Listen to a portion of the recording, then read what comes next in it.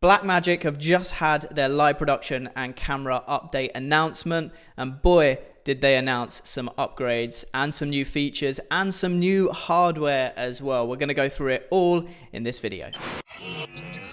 This update was very much centered towards the Blackmagic ATEM Mini, but also the Blackmagic Pocket Cinema cameras, both the 4K and the 6K.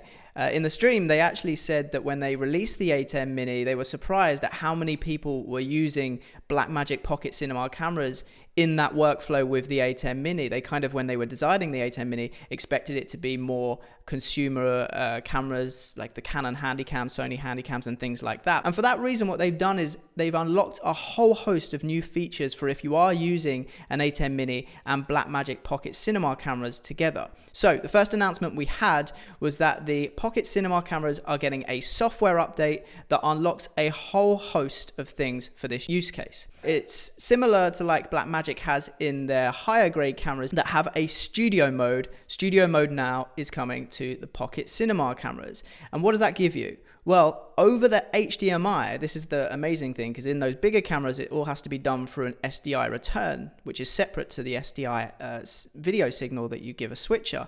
But in the ATEM Mini, it's all done through one cable, which is, of course, is your HDMI cable. You get tally, both preview and program, so green and red lights. You also get camera control. So you get the same CCU that you're used to, so you can adjust things like iris, ISO, and you also get the color grading within that camera control as well. So you get a DaVinci color grading system in there as well. You can change all the tints, YRGB, everything, all through that one cable to each camera. If I was working with a presenter, tally lights, incredibly useful so that they know which camera to look into. But the key thing for me as like a one-man show is that I can set up from my laptop using those camera control to now color match and grade each shot. So you get your camera control, your tally, and your color correction, because of course you've got your DaVinci primary color corrector for each camera, so you can adjust each camera individually. And the good thing that they mentioned in the live stream is that unlike the bigger cameras, when you make changes using the software, it usually locks you out. It doesn't. So if you still have operators, they can make changes physically on the camera, and then any changes you make on the software will override that. Now, the second thing that they announced in this new software update for the Blackmagic Pocket Cinema cameras was to do with recording. And this is exciting to do with another feature which they announced in the ATEM Mini. When you're in studio mode on the Blackmagic Pocket Cinema cameras, you can still record Blackmagic RAW 4K. So even though you're doing a mix on the ATEM Mini at 1080p, your recording will still be, number one, Blackmagic RAW. So all your color correction that you're doing for your mix for the ATEM Mini or for your live stream, let's say, it doesn't matter, because then you've got your full Blackmagic RAW files, which you can take to an editor and redo all the color correction, so you can have a totally different look to the feed that you had going to the ATEM Mini. Because it's a RAW file, you've got all that data there to play with. The other thing is, of course, it's a 4K Blackmagic RAW file, so even though your mix coming out of the ATEM Mini is 1080p, you've still got those raw 4K files, so that you can then like do a post edit which is in 4K. So that's really exciting, and in a later part I'll talk about the other feature that is tied into this to make recording with multiple cameras really easy. Now, to get all this working, you have to update both the software for your original ATEM Mini and also your Pocket Cinema cameras, whether you've got the 4K or the 6K. Both of those software upgrades are completely free, and they're available now. I've done it, I've downloaded both. They're available on the Blackmagic support website, and just go download. It will then ask you to update both the ATEM Mini and the your cameras, and then they can talk to each other. You've got camera control, tally, color correction, and of course this new studio mode, which will allow you to record on the device while you're also providing a feed to the ATEM Mini in Blackmagic RAW. Definitely go and do that if you've got these existing products.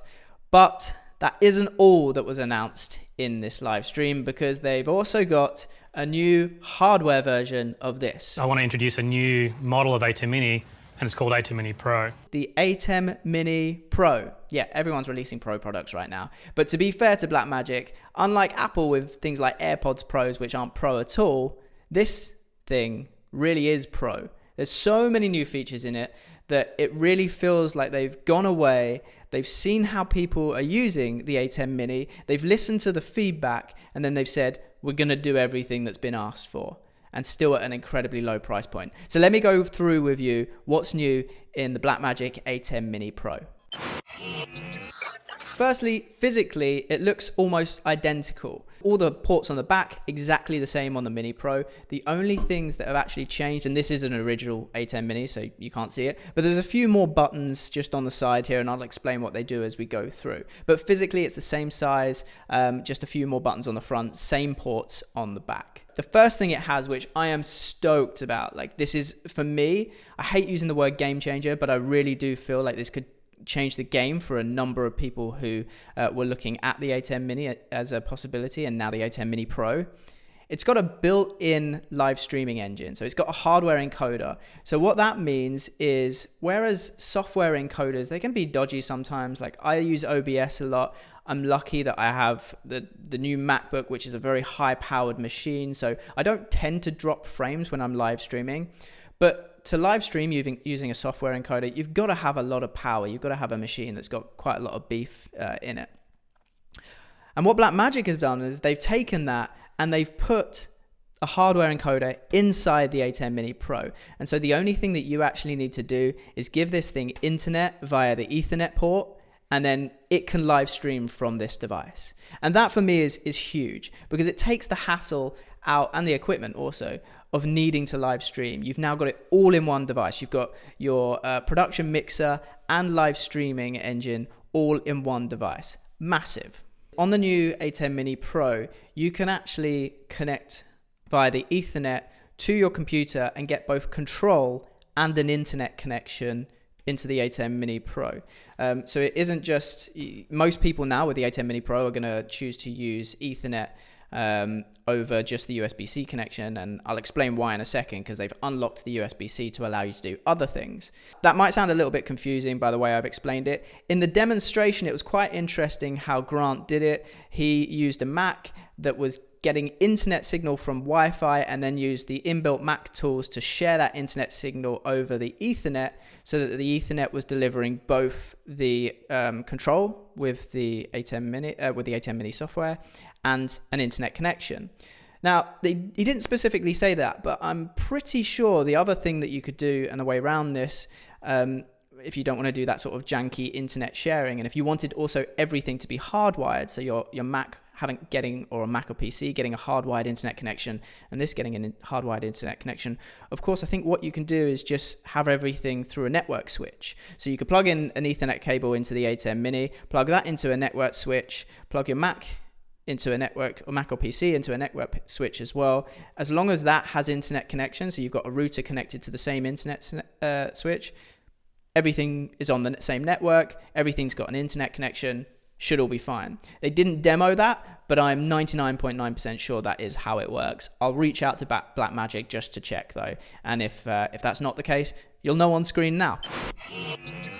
Setting up a live stream with the ATEM Mini Pro looked remarkably easy, and kudos to Blackmagic. They said that they wanted to just make it as seamless and easy for the end user as possible, and you don't have to worry about software or drop frames or anything like that. And certainly in the demo that they did, they look to have done that. They've created a new output tab. You click that, it then gives you currently the options to live stream on YouTube, Twitch, or Facebook. You can add additional custom RTMP feeds or settings, and I'll talk about that in just a second. But you would select the platform that you want, and it then gives you an array of basically encoder settings and bitrate settings that you want, but they make it in very simple, easy language. So it's they're streaming profiles, so it's like streaming quality low, streaming quality medium, streaming quality high, and you're just going to select the one based on your bandwidth, which is what you need to consider, because everything else is very much handled by the ATEM Mini. So if you have great upload speed, whack it on streaming high as a profile, and you should be fine. And you've got a full up to 1080p 60 feed being live streamed to those platforms without any drop frames, as long as you've got stable enough internet to support that. There's some other ones as well, which we'll come on to in terms of these profiles, which is hyperdeck low, medium, and high as well. I They didn't make it clear whether you could use those profiles to actually live stream with, but because they're used later on in another feature that they've been released, but they are showing up in that menu. So it could be that you could use those profiles to stream, and again, it's taking up a higher bit rate, so you're going to need more bandwidth, but the quality of your stream should look a lot better. You then would input your stream key in there, which you can get from your service provider. So if it's YouTube, they provide a stream key, so do Twitch and Facebook. And then you click on air, or you press the on air button or live button on the Blackmagic ATEM Mini, and it starts pushing out a stream. And it really is that simple. For those that are kind of more technically inclined, there's an XML file that you can download and edit. You can then add custom RTMP endpoints, custom bitrate settings. You can basically create your own versions of these streaming profiles. So you've got 6 there to choose from already from Blackmagic. But let's say you wanted to post or publish a live stream, for example, to Twitter or Twitter/Periscope. That isn't inbuilt already into the streaming profiles, but you can create one of those, and that's fine. And you can select the bitrate and even the resolution and frame rates and things like that you want to publish that live stream at when you hit that button. So you can only publish, it does look like you can only publish to one platform at once. From this device, it doesn't seem to have simulcasting or multicasting abilities.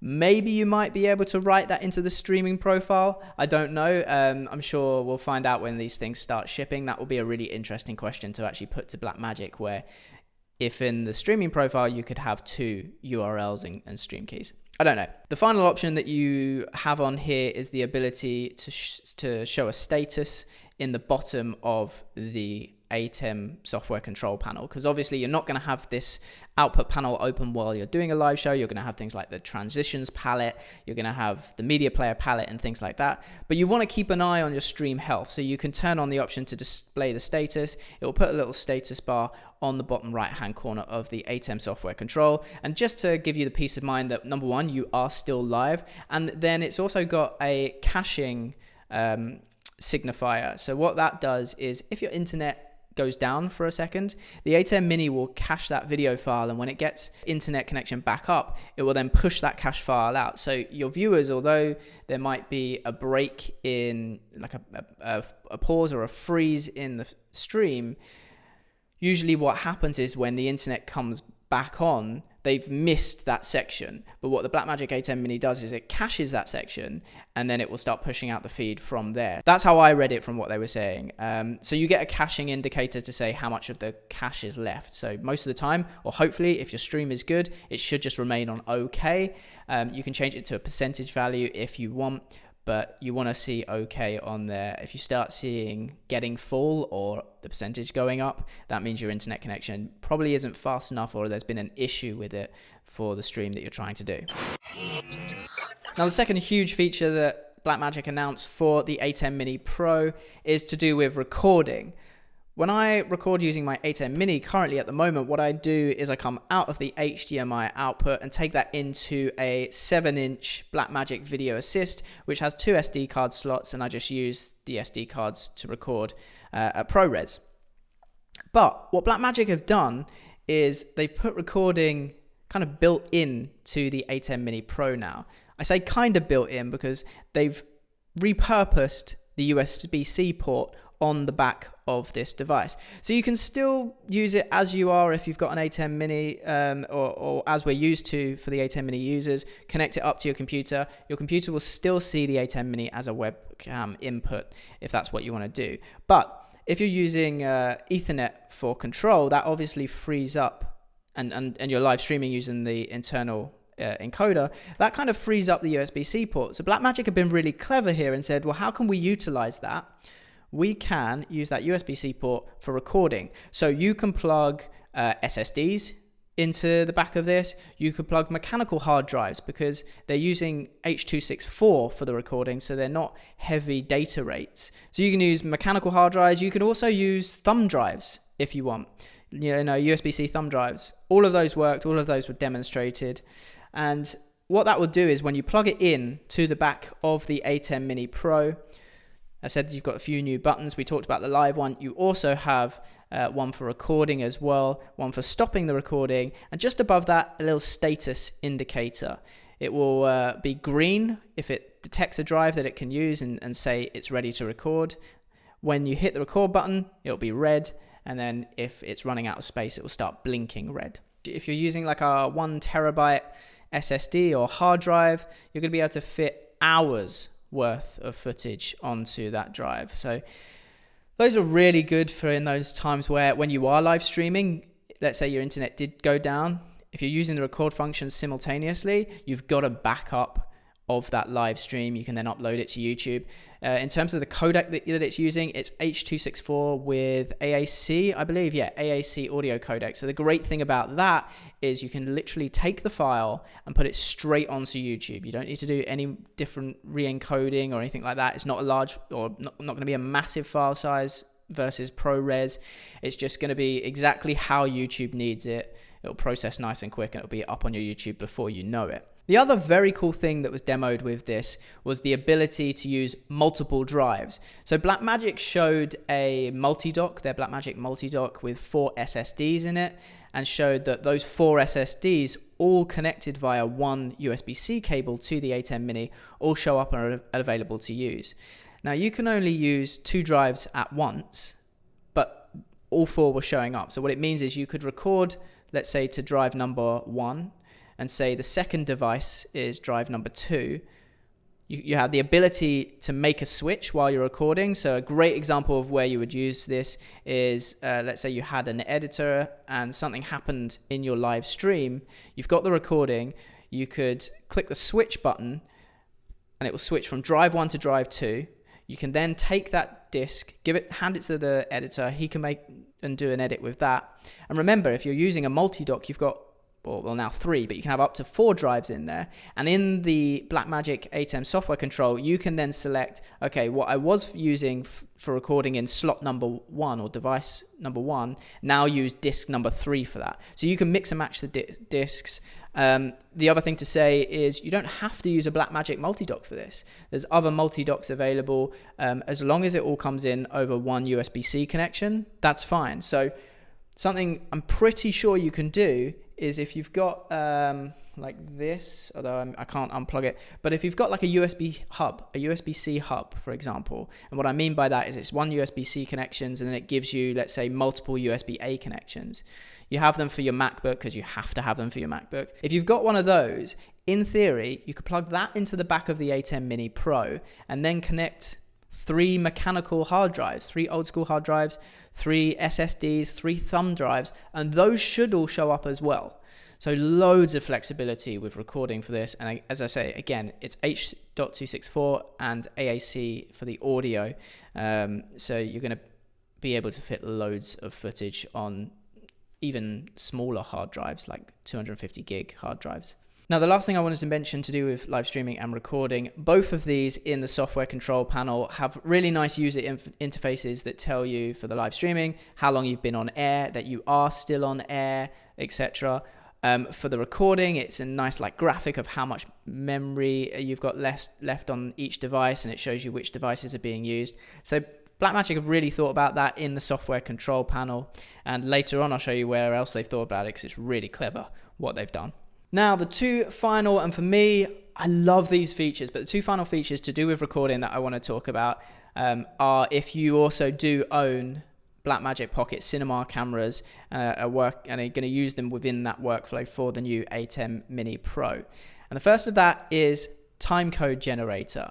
I did a video on my channel, I can't believe this, a couple of months ago about how to jam timecode into multiple Blackmagic Pocket Cinema cameras. And that's using like an audio signal to get all of my Blackmagic Pocket Cinema cameras in sync on timecode for then to make it easier for me to do a multicam edit later on in DaVinci Resolve. If you haven't seen that video, I'll put the link in the description and it will probably be on screen now. But to be honest, that's kind of redundant now with the Blackmagic ATEM Mini Pro because they've built that feature in.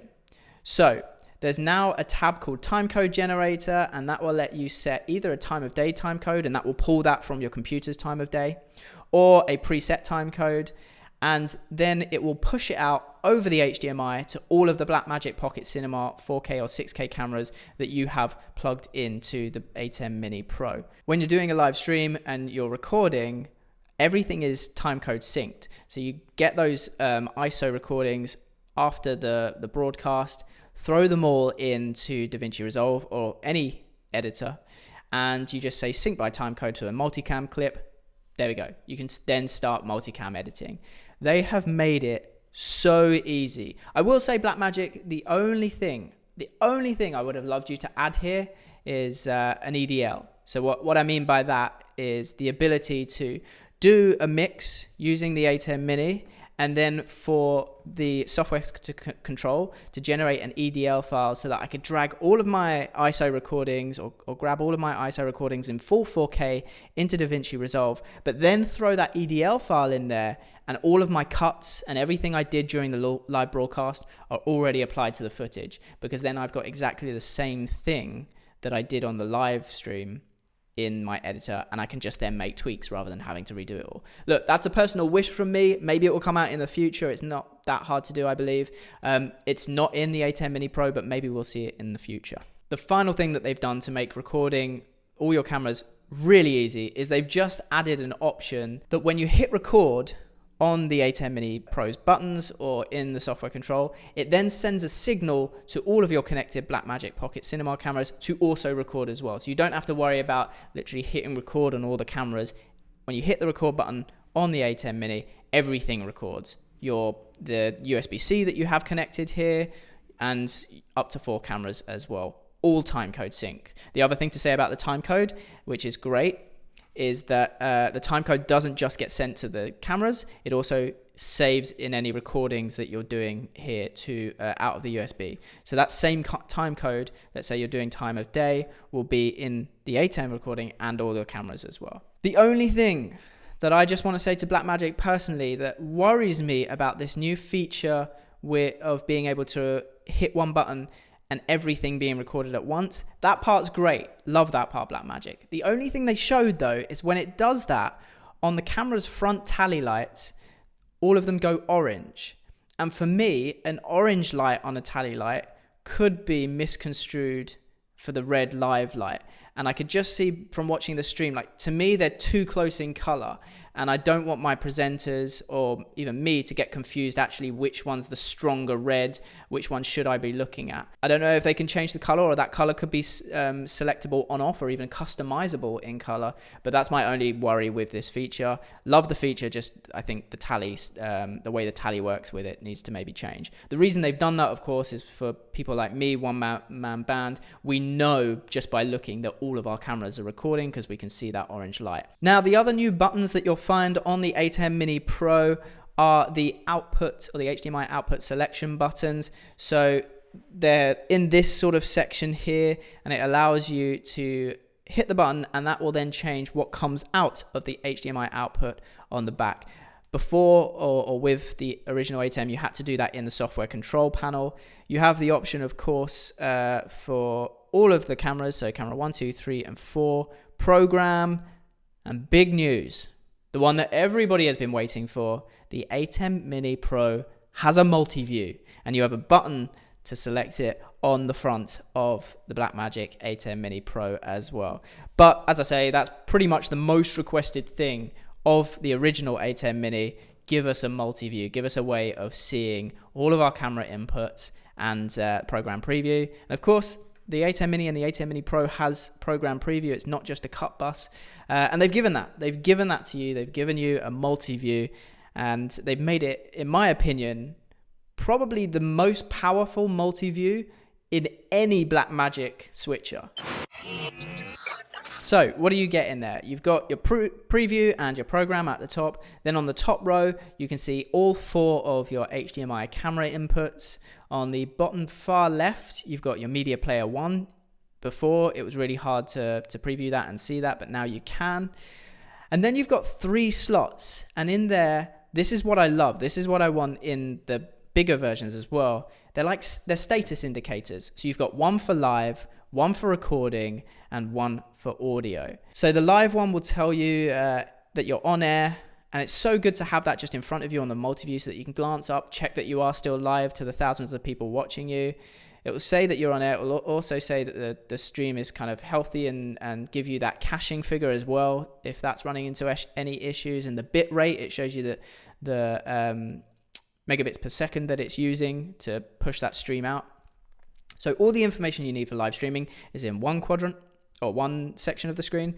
Then next to that, you've got all the information and even more that you need for recording. So you can see which disk is being used, the disk space. They give you a really nice graphical interface for that. On both live streaming and recording, you can see how long you've been live streaming and recording for. Really simple but useful feature. Many times people will say, how long was that? And I'm like, oh, I've got to scroll back in the file and actually see how long that recording was. You can just see it on the screen in front of you. And then on the far right-hand side, you have an audio meters tab, which I think super simple idea, very, very, very useful in this field. You can just at a glance see where your audio is coming from. So you can see all cameras 1 to 4 plus the 2 mini jack inputs, and you've got your program output displayed on there as well. You can see the audio levels. You've also got little icons for if an EQ is being used or any dynamics like the compression is being used and has been set up in the Fairlight audio mixer that's built in to the ATEM software software control. So this is why I say, like, in my opinion, one of the most powerful multi-views that Blackmagic currently have across all of their lineup, because at a glance, I can just see everything that I need to know now. So those are the new features of the ATEM Mini Pro. It is packed with features, and it's like Blackmagic took already a fantastic product that they made with the ATEM Mini. I've been so happy with mine. I use it for, well, I probably use it more than I do anything else in terms of capture card and creation of content. They took a product that was already excellent and have just made it fantastic and feature rich. So very much looking forward to actually getting hands-on with one.